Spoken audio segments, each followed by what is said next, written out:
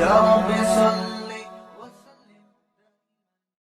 بسم اللہ الرحمن الرحیم نحمدہ ونصلی علی رسولہ الکریم۔ سورہ انبیاء کا رکوع نمبر 5 اور 17ویں پارے کا بھی رکوع نمبر 5، اس کا مختصر لفظی ترجمہ مختصر گرامر کے ساتھ ہو چکا ہے۔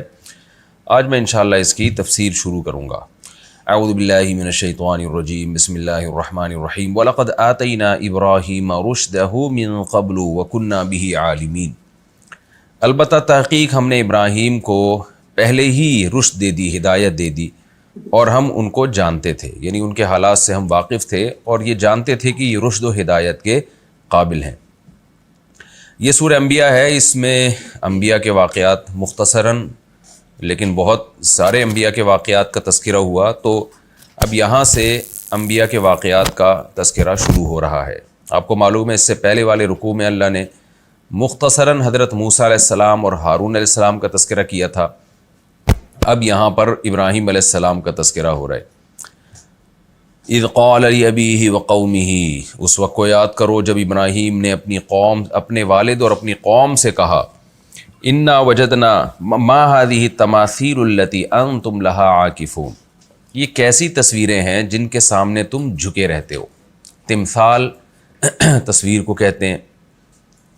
تو بت پرست آپ کو معلوم ہے کچھ بھی تصویر بنا کے اس کے سامنے ادب اور تعظیم سے کھڑے بھی رہتے ہیں، بعض دفعہ اس کی عبادت کی نیت سے اس کے سامنے بیٹھے بھی رہتے ہیں۔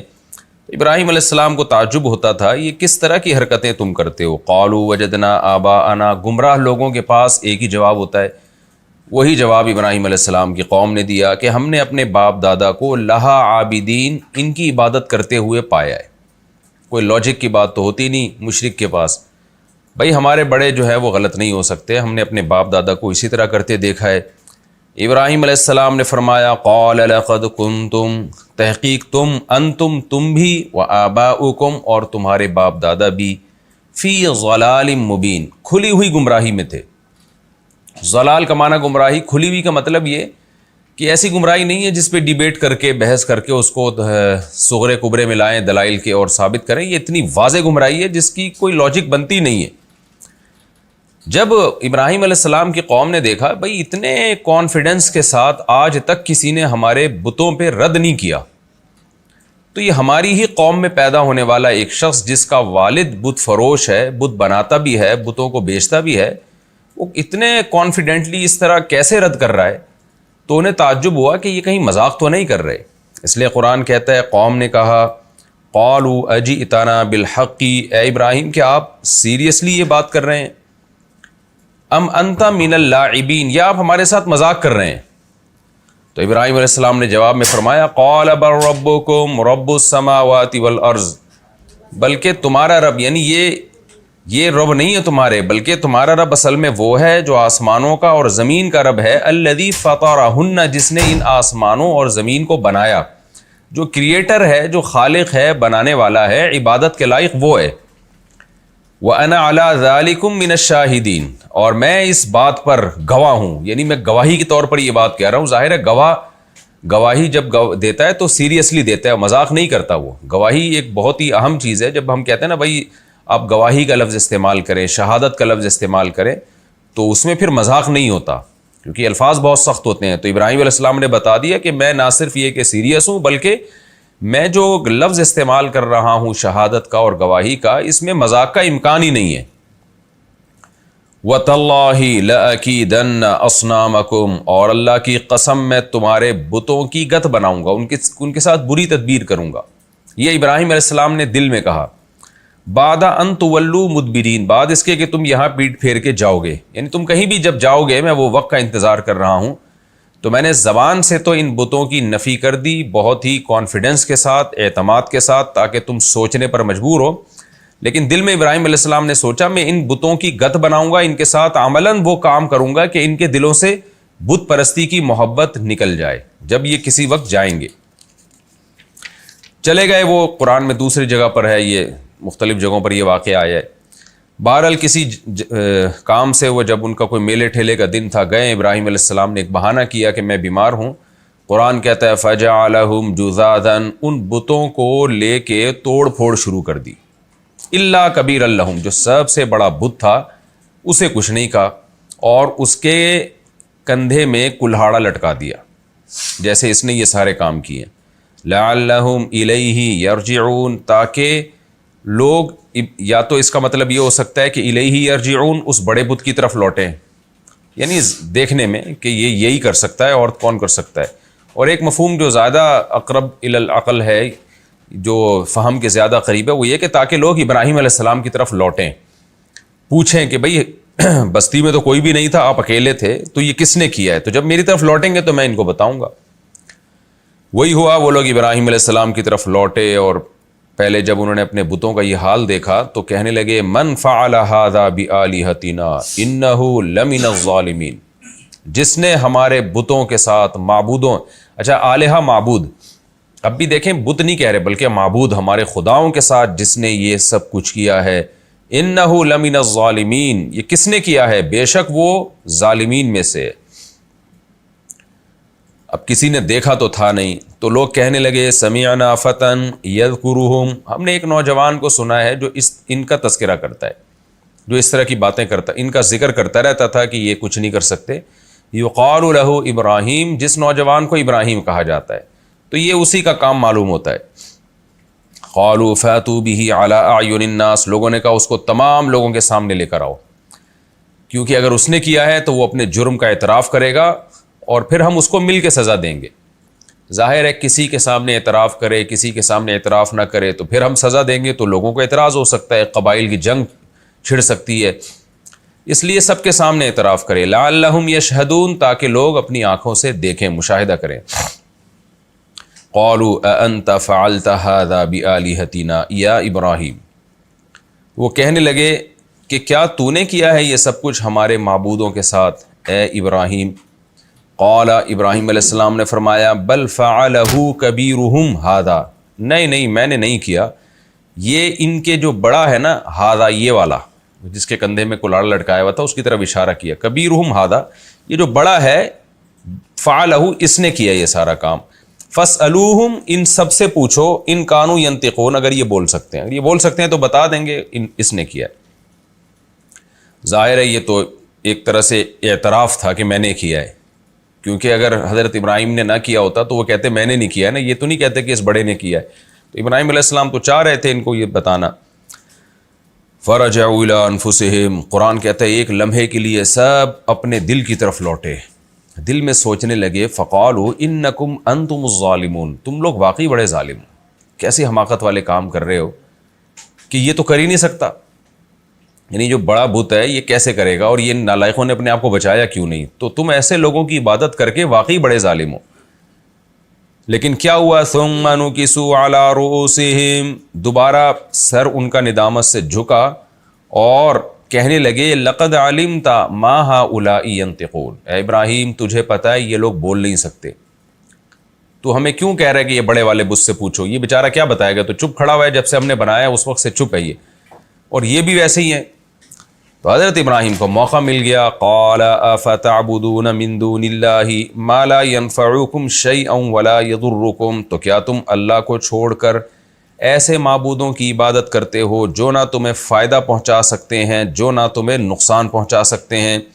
اف لکم، تف ہے، افسوس ہے تمہارے اوپر، ولما تعبدون من دون اللہ، اور ان معبودوں پر بھی جن کو تم اللہ کو چھوڑ کے پوجتے ہو۔ اصل میں تو شیطان کو پوچھتے تھے نا، تو تم پہ بھی تف اور شیطان پہ بھی تف ہے، تم سب پہ افسوس ہے، اور ظاہری اگر ہم ان بتوں کو ہی مراد لیں تو ان پر بھی افسوس ہے کہ کیسے عاجز ہیں، کچھ بھی نہیں کر سکتے، تو ان پر تو ان کے عاجز ہونے پر افسوس ہے کہ بالکل کچھ کرنے کی ان میں طاقت ہی نہیں ہے، اپنا دفاع بھی نہیں کر سکتے، اور تم پر افسوس اس بات کا ہے کہ تم ایسوں کی پوجا کرتے ہو۔ افلا تعقلون، تو کیا تم عقل سے کام نہیں لیتے؟ کیسا بہترین طریقہ دیکھیں ابراہیم علیہ السلام نے تبلیغ کا اختیار کیا، اسے کہتے ہیں کہ یعنی حکمت کے ساتھ تبلیغ، کہ پریکٹیکلی کوئی کام کر کے دکھانا، جیسے موسیٰ علیہ السلام نے جب سامری جادوگر نے بچھڑا بنایا نا اور بنی اسرائیل بچھڑے کی عبادت کرنے لگے، تو موسیٰ علیہ السلام نے صرف یہ نہیں بتایا کہ تم نے غلط کیا ہے، بلکہ بنی اسرائیل کے سامنے بچھڑے کو جلا کے اس کے ذروں کو بکھیر کے آگ میں جلا کے دریا میں بہا دیا، یعنی ان کے جو معبود تھا نا اس کا حشر نشر کر دیا، تاکہ لوگوں کے دلوں سے اس بچڑے کی محبت نکل جائے، عقیدت نکل جائے۔ جیسے میں بار بار کہتا ہوں نا، یہ جو روحانی عامل ہیں ان کی عقیدت محبت جب تک لوگوں کے دلوں سے نہیں نکلے گی، جب تک آپ بار بار کھلے عام ان کی نفی نہیں کریں گے۔ ورنہ گھروں میں خواتین برباد ہو رہی ہیں تعویذ گنڈوں میں پڑھ کے، زندگیاں برباد کر رہے ہیں لوگ اپنی۔ تو جس چیز کی کوئی دلیل نہیں ہوتی نا، اس کی محبت نکالنے کے لیے صرف ایک دفعہ رد کر دینا کافی نہیں ہوتا۔ لاشعوری طور پر شیطان کیا کر رہا ہوتا ہے، اس کی عقیدت محبت دلوں میں ڈال دیتا ہے۔ تو جو لوگ بھی کسی جاہل پیر کو مانتے ہیں یا جاہل عاملوں کے پاس جاتے ہیں، خاص طور پہ خواتین، تو ان کے دلوں سے اتنی جلدی عقیدت نکلتی نہیں ہے، تو بار بار زبان سے نفی کروانی پڑتی ہے کہ بھئی یہ جاہل لوگ ہیں، ان کے پاس کچھ بھی نہیں ہے۔ ورنہ میں نے بڑے بڑے گھر تباہ ہوتے ہوئے دیکھے، بڑے اچھے اچھے سمجھدار لوگوں کو برباد ہوتے ہوئے دیکھا ہے۔ تو یہ ضروری ہے کہ اس کی نفرت دل سے نکالی جائے۔ تو ابراہیم علیہ السلام نے ایسا ہی کیا کہ دیکھ لو یہ کیسے ٹیڑے میڑے ہو گئے ہیں اور کچھ بھی نہیں کر سکتے۔ قوم کو غصہ آ گیا کہ بھئی یہ کیسی، انہوں نے تو بالکل ہی حدود کو کراس کیا ہے۔ تو قوم جواب میں کہنے لگی قالوا حرقوہ، جلا ڈالو ابراہیم کو، وانصروا آلہتکم، اور مدد کرو اپنے معبودوں کی، بچاؤ ان کو، ورنہ یہ ایک جو مسٹنڈا ایک اکیلا جو رہ گیا ہے، کل ایسا نہ ہو کہ اس کی بھی گت بنا دیں، تو ہم تو خدا لیس ہو جائیں گے۔ سارے ہمارے جو معبود ہیں وہ کوئی ٹنڈا کوئی لنجا، یہ تو سارے برباد ہو جائیں گے ہمارے معبود، تو اپنے معبودوں کو بچانا ہے تو یہ کام کرو۔ اب خود ایسی ایسی باتیں کہہ کے نا ان کا ضمیر خود ہی ملامت کر رہا تھا کہ یہ خدا کا کام ہوتا ہے بچانا، نہ یہ کہ ہمارا کام ہے خدا کو بچانا۔ ان کنتم فاعلین، اگر تم کچھ کرنا چاہتے ہو۔ قلنا یا نار کونی، ہم نے کہا اے آگ کونی ہو جا، بردن و سلامن، ٹھنڈی اور سلامتی والی۔ سلامتی کا لفظ اس لیے بنایا اللہ تعالیٰ لے کر آئے کہ ایسی ٹھنڈک نہ ہو جس سے نقصان ہو، یعنی ٹھنڈک ہو لیکن سلامتی والی، علی ابراہیم، ابراہیم پر۔ اب یہ بھی معجزہ اللہ تعالیٰ نے ابراہیم علیہ السلام کا اس قوم کو دکھایا کہ اللہ نے ابراہیم علیہ السلام کو آگ میں جلنے سے بچا لیا۔ اس کے باوجود بھی بدبخت لوگ ایمان نہیں لے کر آئے، سوائے اس کے کہ حضرت سارہ جو ابراہیم علیہ السلام کی زوجہ تھیں وہ ایمان لے کر آئیں،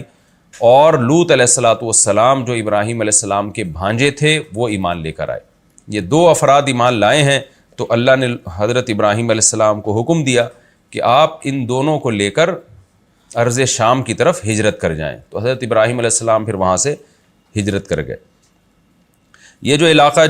جس میں ابراہیم علیہ السلام کو آگ میں ڈالا گیا، یہ شام اور ترکی کے بارڈر پہ، مفسرین کہتے ہیں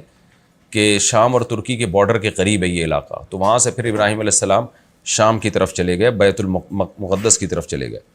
وَأَرَادُوا بِهِ كَيْدًا، اللہ فرماتے ہیں انہوں نے ارادہ کیا ابراہیم علیہ السلام کے ساتھ بری تدبیر کا، فَجَعَلْنَاهُمُ الْأَخْسَرِينَ، ہم نے انہی کو خسارے والا بنا دیا، یعنی ان کو اس تقدیر میں ناکام بنا دی، اس تدبیر میں ناکام بنا دیا۔ ابراہیم علیہ السلام پھر یہاں سے جب ہجرت کر کے گئے ہیں تو حدیث میں آتا ہے، صحیح بخاری کی حدیث ہے کہ حضرت ابراہیم علیہ السلام جب جا رہے تھے تو راستے میں ایک بادشاہ تھا جو کیا کیا کرتا تھا کہ کسی کے ساتھ بھی کوئی خوبصورت عورت ہوتی تو اس عورت پہ قبضہ کر کے اس کے شوہر کو قتل کروا دیا کرتا تھا۔ تو حضرت ابراہیم علیہ السلام حضرت سارہ کے ساتھ جب ہجرت